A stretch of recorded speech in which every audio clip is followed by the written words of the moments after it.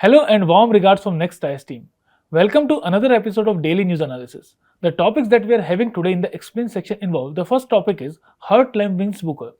Second topic is Veeraswami Case. Third is Financial Risk Indicator. Fourth topic is International Biodiversity Day. In the Editorial section, we are having Overfishing Crisis unveiled. The first topic that we are having in the Explain section is Heartland Glows Story Collection wins the Booker Prize for Banu and Deepa. Now, this is in the backdrop of the International Booker Prize for 2025.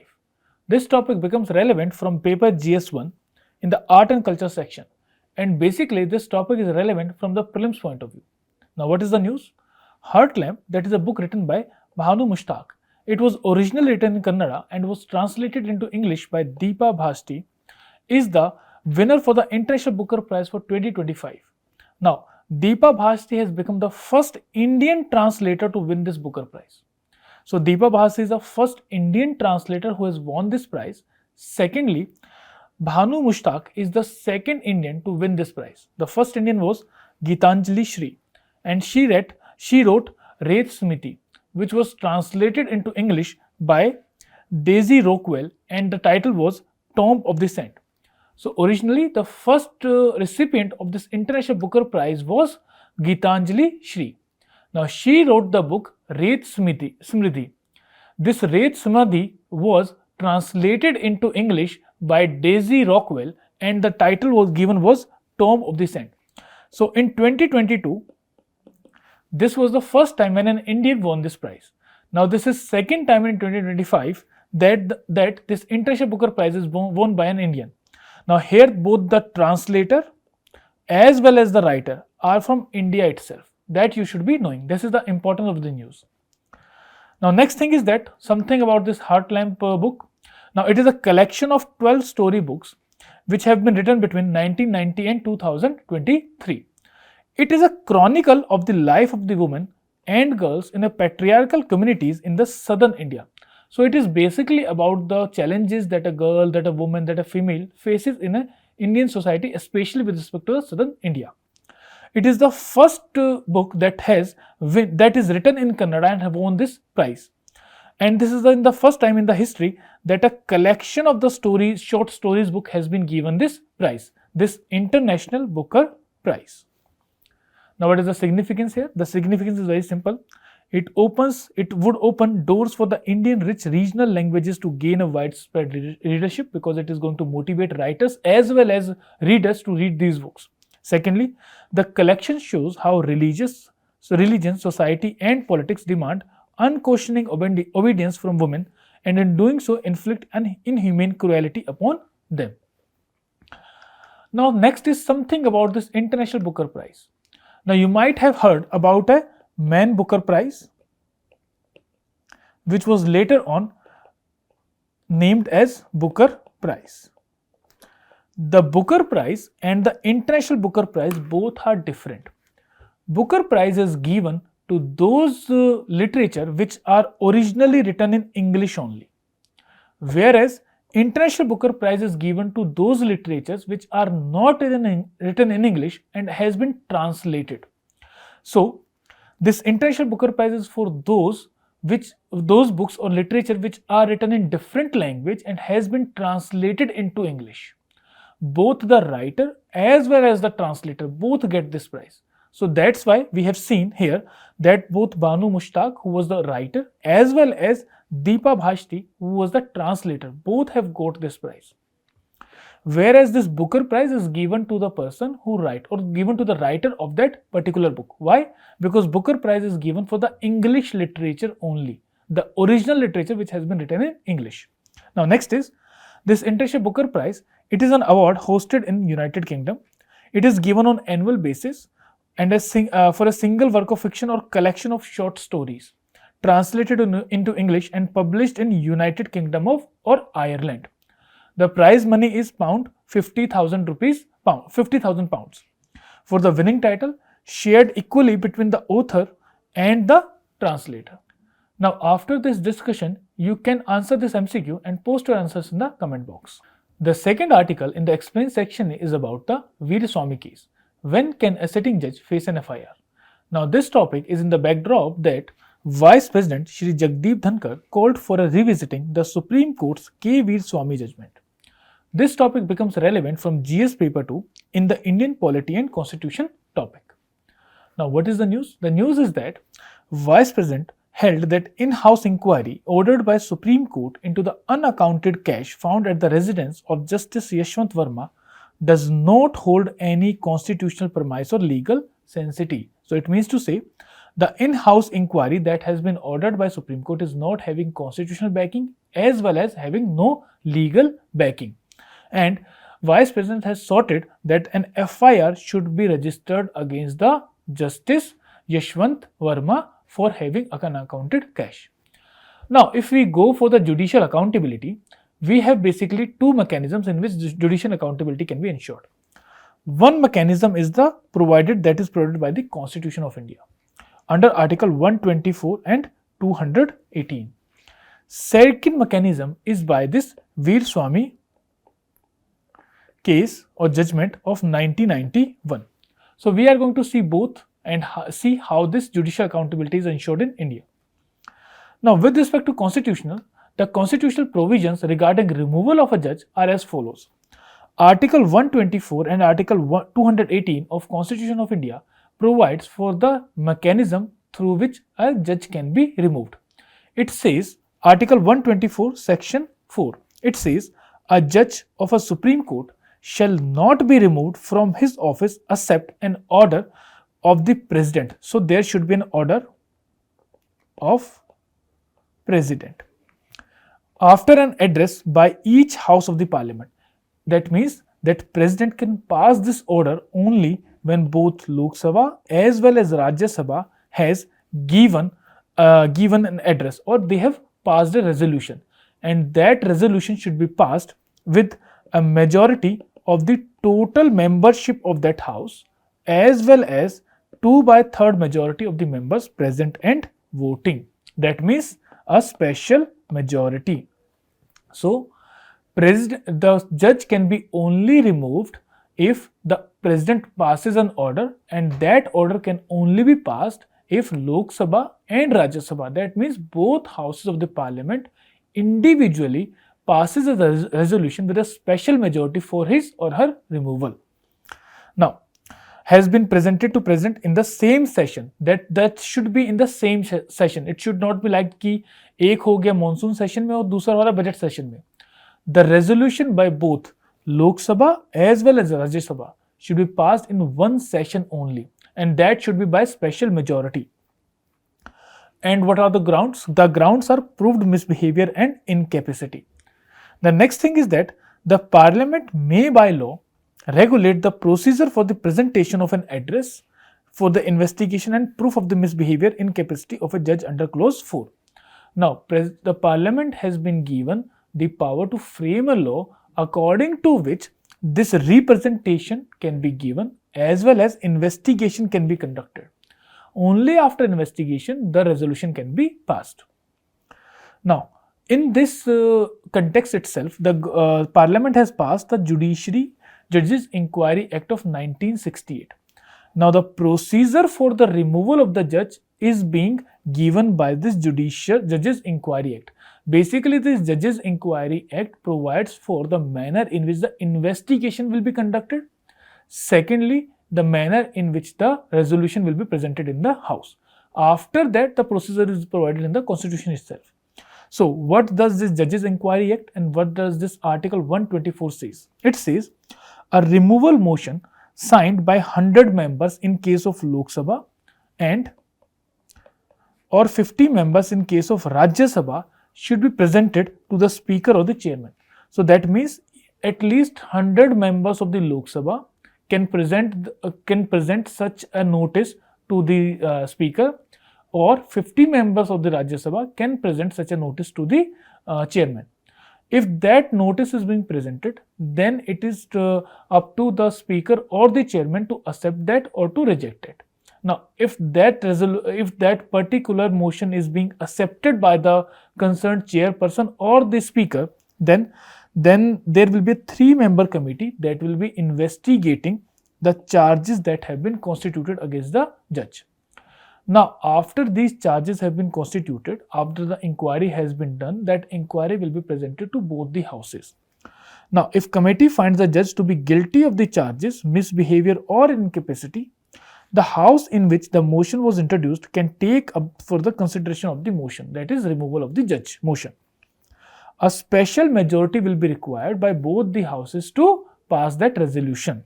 If both the houses passes that resolution by special majority, then that will be presented to the president, and president shall issue an order for the removal of the judge. Now, why this process has been made so tricky or so difficult? It is to ensure that the judiciary remains independent.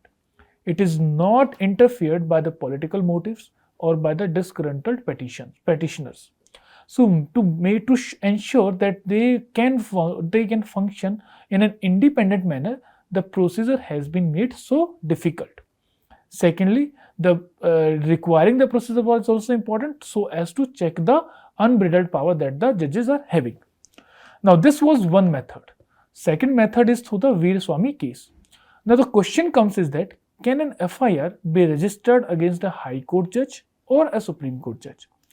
In this case, the Vir Swami case of 1991, or we can say Vir Swami judgment of 1991, gives us an answer. Now, in this Vir Swami case, there were two pertinent questions that were in front of the Supreme Court. The first question was whether a judge of High Court or Supreme Court is a public servant for the purpose of Prevention of Corruption Act of 1947. कि क्या एक जज को जो कि या तो supreme court में है या हाई कोर्ट में है will be considered as a public servant under Prevention of Corruption Act of 1947. क्या वो है या नहीं है? तो Supreme Court was investigating this question. Secondly, who is the competent authority to grant sanction for the prosecution of a public servant? कि public servant के prosecution के लिए who will be the competent authority here? Now, if we see in the normal case, the sanction is granted by the authority that has the power to appoint the public servant. Those who are appointing that particular public servant have the authority to sanction for the inquiry or sanction for the FIR against that public servant. Now, in Supreme Court or judges, or we can say that in the case of judges, is this remains the same or it gets changed? Let's see here. The Supreme Court in this Vir Swami judgment 1991 observed that a judge can be considered as a public servant for corruption case under the Prevention of Corruption Act of 1947. So, first question, the Supreme Court said yes, a judge is a public servant. Second question was, who is the competent authority? The competent authority is the Chief Justice of India. So, here Supreme Court said that Chief Justice of India will be the competent authority. With his permission or sanction only, after his sanction only, the FIR can be registered. Now, reason behind giving CGI this power was that the Supreme Court said that although President appoints a judge, but in this case of judges, there is no master or servant relationship or employer or employee relationship between a judge and the President of India, in whom the executive power of the Union is vested under the provisions of Article 53 of the Constitution. It simply said that in the case of judges and president, the relation of master and servant is not there, neither the relation of employer or employee is there. Secondly, to ensure that judiciary remains independent. Why? Because president orders or functions on the aid and advice of the cabinet minister or on the aid and advice of the cabinet. So, if cabinet passes a resolution against a judge, then the president have to order that FIR. In that case, there will be political interference in the judge's work, or you can say judge's workload. So, to avoid any kind of interference in the functioning of the judiciary, the power has been given to CGI, that after the sanction by the CGI, an FIR can be registered against a High Court or a Supreme Court judge. So, this was the Vir Swami judgment or Vir Swami case that is in news on regular basis. Now, next thing we are having is that are there any precedents? Yes, there is one precedent. In 2019, for the first time, CJI Ranjan Gogoi gave permission to CBI to register a case against Justice S.N. Shukla of Allahabad High Court. He was found, there were allegations that he had taken some benefits from a medical college. Even before him, his predecessor CJI Deepak Mishra has recommended the impeachment of Justice Shukla. So that is one precedent in this case where the FIR has been registered. Now, on the basis of the discussion, you can attempt this MCQ and put your answers in the comment box. The third topic in the explain section is about DOT introduces financial fraud risk indicator to strengthen the cyber fraud detection. Now, this topic is relevant from GS paper 3 in the economy section. Also, this topic becomes relevant from internal security as well because there is the problem of cyber frauds. Now, the Department of Telecommunication has announced sharing of the financial fraud risk indicator with stakeholders to empower financial institutions with advanced actionable intelligence for cyber fraud prevention. So, what is basically the news? The Department of Telecommunication has shared the financial fraud risk indicator with the entities or stakeholders like banks, UPI, or we are having other payment banks or payment wallets, so that they can be empowered to detect any kind of risk with respect to cyber fraud, and cyber frauds can be prevented. In India itself, we are having so large number of cyber fraud cases with respect to financial itself. In 2023, rupees 2,537 crore amount was the fraud amount. That means that was that the hard earned money of people was taken away or stealed away through fraud. The number of cases was 2.2.0 million. Then it increased to 2.8 million in 2023-24. And in 2024-2025, till January, the total number of cases were 2.4 million. And the total amount of the fraud was 4,245 crore. Now, this data can be used by you in your mains answers as well. Next thing, what is this financial fraud risk indicator? This is a risk-based metric. Risk-based metric means it tells about how much risk is there in a particular transaction. Now, this is a risk-based metric that classifies a mobile number. You have to be clear about it.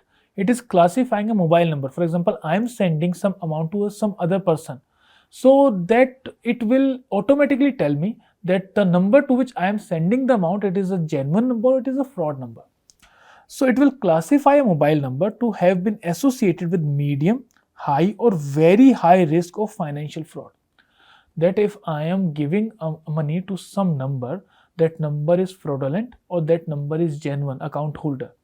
That information will be given to me through my UPI interface.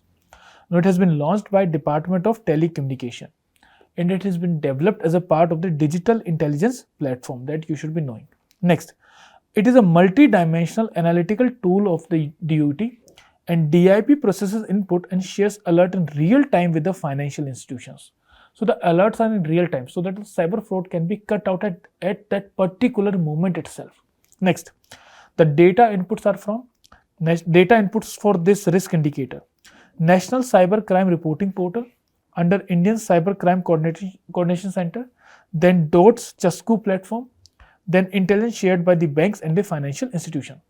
So from multiple sources, it is taking up information about these mobile numbers, with whether their mobile numbers are genuine or they are fraud numbers. So if any fraud or any risky number is there, that information will be given by this FRI. Next thing, this financial fraud risk indicator, the purpose is very simple: to alert the financial stakeholders, we know this thing, banks, NBFCs, UPI platforms, about mobile numbers potentially involved in cyber fraud. Aim is to prevent digital payment fraud before transaction occurs. And this is very, very important because the cyber fraud has become one of the major means of stealing public's hard-earned money. And if the money is being stolen by these methods, then the trust of the people on the digital transaction is going to decline. So to maintain that trust, to prevent their hard-earned money from being stealed, these type of infrastructure are very much required. This FRI is important. Why? Because mobile numbers used in fraud are typically of short lifespan. Usually what happens, they are going to be activated. The UPI ID will be created upon them, and as a fraud is being has happened, or they have stealed the money, that number will be deactivated. So it happens in a very short period of time, and the full verification for any particular number takes time. But FRI will allow a quick provisional risk assessment. That means as soon as the number is being activated and is activated on UPI, this FRI comes into picture. The stakeholders can delay, block or warn users before executing a transaction. That can be done. Then next is functionality. A mobile number suspected of fraud flagged by the stakeholder. It undergoes multi-dimensional analysis. Then it is then classified as risk category. So this is the process in which the system is going to work. This risk alert is shared immediately with the DIP integrated platforms. So first of all, any number that is suspected to be a fraud is flagged. Then after flagging, a detailed investigation will be done. Now that will be classified as which risk category it is coming to, medium, high or very high, and that risk alert will be immediately sent to all DIP integrated platforms. Next thing is that the mobile number revocation list is there. This is a list maintained and shared by the DOT. Now this includes mobile number disconnected due to involvement in cyber crimes, failed re-verification, exceeding usage limit. So these are the numbers which have been revocated, which have been revoked, which the DOPT says will not be further continued. Now these numbers are usually or often used for financial fraud. Now this list is DOT is having this list. This list will be used for identification of what is the risk criteria for that particular number. Now, how the industry is adopting towards it? PhonePe, for example, it is using FRI to block transactions which are having very high risk numbers. It displays alert via PhonePe Protect feature. So, PhonePe Protect feature किस लिए है? To protect from cyber frauds. Reported high predictability or flagged number being fraud related. Then for medium risk numbers, proactive warnings are under development. Then along with it, Paytm and Google Pay have also begun integrating DIP alerts. Next, some platforms use transaction delays and require user confirmation for processing those transactions so that fraud can be prevented. Banks are also actively using this FRI data to reduce the cyber fraud experience. The next thing is the mobile number revocation list that we have already discussed. Now, what is the significance here? With UPI being India's dominant payment method, such as tools are vital. It promotes early detection, swift action and collaborative defense against the cyber frauds. Supports secure telecom and financial ecosystem. So this is the significance of this particular system that is being put in place. Next thing is the measures taken by government against financial fraud. So these are the overall measures that has been taken. First of all, citizen financial cyber fraud reporting and management system has been developed. It enables immediate reporting of the financial frauds via helpline, that is 1930 or online portal. So you can remember this name, this number 1930. It will be of practical use as well along with your academic use. So there is a helpline number that is 1930 and also there is an online portal. If any cyber fraud happens with you as well, you can directly report at an immediate basis. It will facilitate real-time action to block and retrieve the defrauded funds. Rupees 4,386 crores have been saved so far from 1.3 million complaints. So you see, already from April to January, we have cyber frauds that was amounting around 4,200 crore rupees, and 4,386 crore rupees we have saved. So if these systems would not have been in place, so the amount of cyber fraud would have been more than 8,000 rupees. Next is RBI's initiative. The RBI is taking initiative like Mule Hunter AI-based tool to identify money mule accounts used in laundering fraud proceeds. Next, master detection. It has been activated since February 2021. On digital payment security controls, mandatory minimum cyber security standards have to be maintained by all the banks. It will cover internet banking, mobile banking and car transactions. So RBI is also taking initiatives on its own. Next is NPCI method. NPCI measures for UPI security. I think you know this about this thing that NPCI has developed this UPI security and RuPay card as well. So it is going for device binding. It links UPI access to a specific mobile device only. Only that particular device can access the UPI ID. Second, there is a two-factor authentication with UPI PIN. You might have seen while using UPI as well. Once you have to log in the UPI, then while transacting, you have to again put your PIN there. So there is a two-factor authentication. Next, daily transaction limits to contain loss in case of fraud. Then restriction on certain use ceases to reduce the misuse. Next is Indian Cyber Coordination Center I4C. Now it operates cybercrime.gov.in. National Cybercrime Reporting Portal is operated by this particular body. Integrates data from all states UT police for tracking fraudsters. Next is public-private collaboration. UPI apps like PhonePe, Paytm, GPay that you have already seen. They delay or decline high-risk transactions. They show on-screen alerts and warnings. Next, actively share fraud trends with DOT and DIP. So these are the initiatives that have been taken by the government. Now attempt this MCQ and put your answers in the comment box. The fourth topic that we are having is about the International Biodiversity Day. Now what is the backdrop here? Backdrop is that on May 22, we celebrate the International Biodiversity Day. Now this topic is relevant from GS paper 3 in the environment section. Now something about it. Why we are celebrating this International Biodiversity Day and that too on May 22? It is celebrated to commemorate the adoption of CBD, that is Convention on Biodiversity, that was adopted in 1992. Earlier, this International Biodiversity Day was used to be celebrated on 29th December. But later on, in 2000, United Nations General Assembly took a decision that the International Biodiversity Day will be celebrated on May 22. The theme for this year, 2025, is Harmony with Nature and Sustainable Development. Last year, the theme for 2024 was Be Part of the Plan. Now, let's go for this CBD. What is this CBD? What is the genesis of CBD or Convention on Biodiversity? See, we had one important convention known as Earth Summit. That was United Nations Convention on Environment and Development. That happened in 1992. Now, there were basically 5 outcomes out of this Earth Summit. The first one was Rio Declaration on Earth, Environment and Development. Second was Agenda 21. Third was Forest Principles, Declaration of the Principles of Forest Management.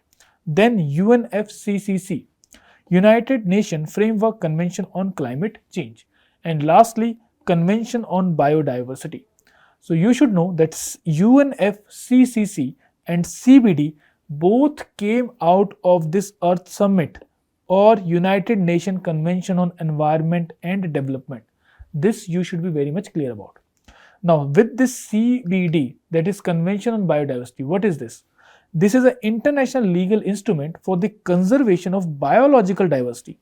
I hope everyone knows about biological diversity, the diversity that we are having, the sustainable use of its component, and fair and equitable sharing of the benefits arising out of utilization of the genetic resources. So that was the basic objective of the CBD that happened in 1992. What are the key features here?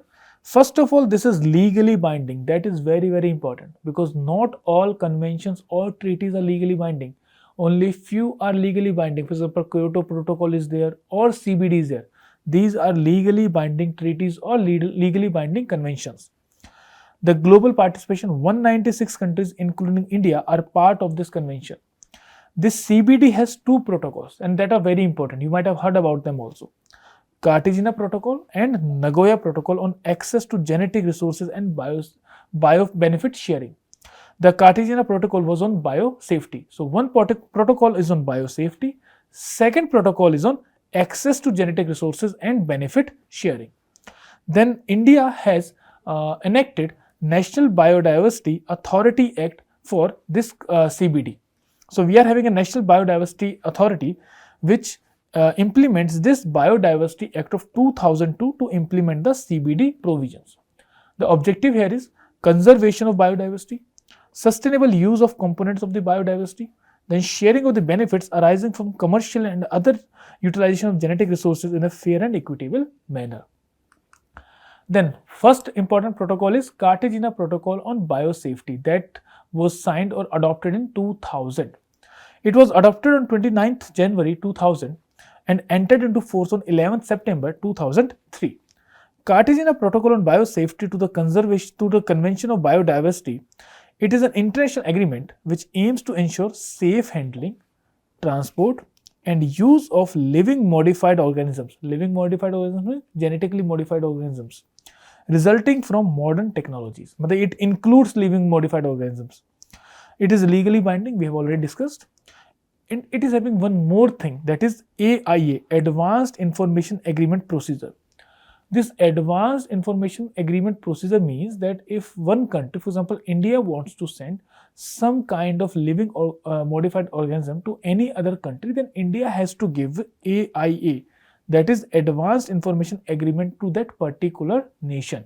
So that particular nation can decide whether it wants that particular new living modified organism to enter into its territory or not, or how to deal with that. So this AIA is very important part of this Cartagena Protocol. Second is Nagoya Kuala Lumpur Supplementary Protocol. Now this protocol is supplementary to this Cartagena Protocol that you should be clear about. It specifies the response measures, that is what response a country is going to take in the event of a damage to biodiversity due to living modified organisms, and it reinforces the Cartagena Protocol. So Cartagena Protocol tells about the procedure. This Nagoya Kuala Lumpur Supplementary Protocol tells us about if anything happens, if any damage is being done by the living modified organisms, then what procedure is to be followed. Second protocol, the important protocol we are having is the Nagoya Protocol. This Nagoya Protocol is on the access to genetic resources and fair and equitable sharing of the benefits arising from their utilization. So it simply means, for example, India is having some genetic resources. For example, India is having neem plant. So India should be allowing other countries to having access to that biodiversity. Secondly, there should be fair and equitable sharing of the benefits that arise from their utilization. It should not be that IPR has been put upon neem tree itself so that any other person is not able to use it. So biodiversity should be open to all. There should be a genuine, equitable, fair sharing, and there should be access to the genetic resources for all. That is this Nagoya Protocol ensures. It was agreed at COP10 of CBD in 2010, and the place was obviously Nagoya in Japan. It entered into force in 2014, and India is party to this protocol. Also, it addresses the traditional knowledge associated with genetic resources with provisions of access, benefit sharing, and compliance. Next, we are having, this is a list of the protocols or list of the COPs that have happened for this convention. For example, COP1, it was happened in Bahamas in 1994. Then we talked about the Cartagena Protocol. This Cartagena Protocol, it is in Colombia and it was adopted in 2000. It was an extraordinary COP that happened. Then COP10, we have Nagoya Protocol. Then we are having one more important protocol here, that is COP15. That Kunming-Montreal Protocol is there. That was also adopted under CBD. This Kunming-Montreal Global Biodiversity Framework was adopted at COP15. Now, this Kunming Global Biodiversity Framework is a global strategy to halt and reverse the biodiversity loss. So, this Kunming-Montreal framework talks about the biodiversity loss, that we have to halt and we have to recover from that by 2030. And one more thing is there, a vision of living in harmony with nature by 2050. So, it is a two-step thing that this framework is telling us about. First is that whatever biodiversity losses we are doing, whatever damage to biodiversity we are doing, we have to stop those damages, and we have to recover whatever loss has happened to the biodiversity by 2030. After that, for the next 20 years, we have to learn how to live in harmony with the biodiversity, with the nature. So these are the two timelines that it has given, 2030 and 2050. It was adopted at the 15th Conference of Parties to United Nations Convention that happened in 2022. The place was obviously Montreal and Kunming. Kunming in China, Montreal is in Canada. Now, these are the important key parameters for this Kunming protocol, Kunming-Montreal protocol. These are the important ones here. Now, based upon this discussion, you can answer the MCQ and put your answers in the comment box. Now it's time for decoding the editorial. The editorial that we are having today is about overfishing, threat to ocean wealth livelihood. Now, context is very simple because we are having today the International Biodiversity Day, that is on May 22. In this context, there were multiple articles related with the environment, ecology and biodiversity. Now, the backdrop here is rising overfishing in the Indian marine fisheries sector. This is relevant from GS paper 3, environment, agriculture as well as economy. Now, about the news. Overfishing is a significant issue in the Indian waters, impacting both marine biodiversity and the livelihood of the fishing communities. While a significant portion of fish stocks are healthy and sustainable, overfishing remains a concern, particularly for certain species and regions. Let's see how. First of all, what are the key reasons behind overfishing in India? Because if overfishing is happening, there has to be some reason behind that. Only after knowing the reasons, we can actually address them and find solutions for them. So the reasons here are, first of all, high demand for the fishes. It is staple food for many Indian states, for example, West Bengal, Kerala, coastal Andhra Pradesh. And India is also a considerable fish exporter. So first of all, population pressure is there. It is a staple food. Secondly, India also exports it. So it becomes the first reason for overfishing because there is a high demand for the fishes. Second is exploitation by the fish meal and fish oil industry. Fish meal and fish oil are now becoming very popular among the masses because they are having additional nutrition benefits. This FMFO contributes to overfishing by driving demand for the fish, including juvenile fishes which are caused to produce by the FMFO. Then technological advancements such as mechanized trawlers, GPS, sonar equipment, etc. have made it easier to catch large quantities of fishes, including juvenile and breeding fish. So the advancement in technology is proving harmful for the marine life or marine biodiversity. Then bycatch and destructive fishing practices. That is that is an issue that has to be addressed because use of bottom trawling, fine mesh nets and dynamite or cyanamide fishing leads to large amount of unintended catch, or we can say bycatch, which will be going as a waste because that is not the fisherman was intending to catch, and it depletes the fish stocks. Then there is livelihood pressure as well. Millions of people in coastal India depends upon fishing for their livelihood, leading to overexploitation while alternatives are limited. So one reason is the demand, second is the employment or livelihood, third one is the exploitation, fourth is the technological development that is leading to overfishing. Now next is the climate change and environmental degradation that is hampering in the negative manner.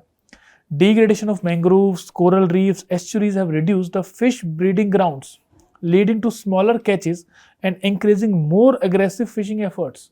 So that is also leading to overfishing. Then complicatory regulatory framework, like some states and UTs are having their own marine fisheries regulation law.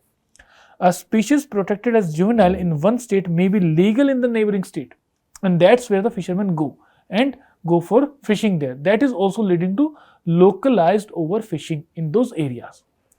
Now, overfishing is having a lot of negative impacts. The first one is the ecological impact. First of all, there is a population collapse of the fishes such as Indian mackerel, hill sardines. Their population is crashing like anything. Second, alters the food chain. Why? Because overfishing is leading to the decline in the fish stock, and which is impacting the top predators like shark and groupers. Then it disrupts the marine life balance as well because increase in some fishes will lead to decline in the other. Then juvenile fishing depletes the stock biomass, driving long-term declines in commercially important species such as sardine and mackerel. Now, I think you know what is juvenile fishing. Juvenile fishing is nothing but those fishing which have not matured, or those have not matured to the sexual, those have not become sexually mature. Those are known as juvenile fishes, and they actually are not having enough. They are not actually useful for any purpose. Their fishing is leading to depletion of the fishing stock. So that is a concern area here. Then destruction of habitats. Practices like bottom trawling destroy seabeds and coral reefs. Essential fishing breeding grounds are now being destroyed. Then extinction risk for marine species, because catching non-target species like turtles, dolphin and juvenile fishes is affecting their population. The next thing is the economical impact that is having. There is going to be livelihood loss, because now due to overfishing, the fishes are becoming scarce. So the fishermen have to go deep into the ocean water to get the fishing stock. So there's income insecurity, migration from the coastal areas, especially among the small scale traditional fishes. Then market instability. Scarcity of fish causes price hikes and market fluctuation. Then over dependence on subsidies. Fishers rely more on fuel and gear subsidies. So that is the economical impact that we are having due to overfishing. Then there are social impacts also. Food security threats. Overfishing reduces availability, affecting nutrition levels, leading to coastal and low income, affecting mainly the coastal and the low income people. Then cross-border fishing disputes are there. Between India and Sri Lanka, we see that many times Indian fishermen are crossing into Sri Lanka, and Sri Lankan fishermen are crossing into Indian territory, and they are having arrest as well as some violent actions are also being taken. Then rise in inequality. Currently, small-scale fishers catch only about 10% of the volume. 3/4 of India's marine fisher families live below the poverty line. So that is the impact that we are having due to overfishing. The next is what can be done, how we can overcome this problem. The first one is National Standard for Marine Fishes Regulation. A scientifically established catch limit, uniform minimum legal size, fishing gear restrictions, closed seasons, etc. should be there. For example, Kerala is enforcing a minimum legal size for thread fin beam. So these things are very important. We need to go ahead, or we need to march ahead with the technological development that we are having, so that biodiversity is not affected in a negative manner. Next is Quota Management System, QMS, for fishing. QMS could tie allowable catches to actual stock health rather than vessel size or the fuel use. Third is capping FMM quotas. Mandating on-board release of juveniles or redirecting bycatch towards local aquaculture, brood stock, etc. Then encourage an ecosystem-based approach by optimizing vessel licenses, infrastructure grants, and fisheries subsidies.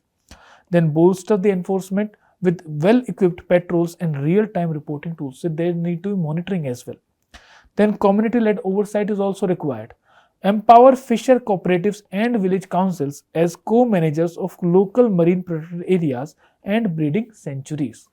Then consumer awareness is also required, choosing only legally sized, substantially sourced seafood and refusing offerings that undermine the marine biodiversity. So the actions have to be taken from multiple areas. It has to be from the point of view of fishermen, from the point of view of government, as well as from the point of view of consumers also.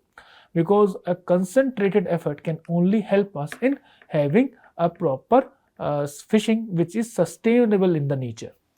So with conclusion, we can conclude that we must pledge to protect India's vibrant marine life. We must do this not just for our food and livelihood today, but also for ecological resilience, equitable prosperity for generations to come. So that is we need to do. Now, based upon this discussion, you have to attempt this means answer and you have to post in the comment box. So with this, we conclude for the day. Thank you very much.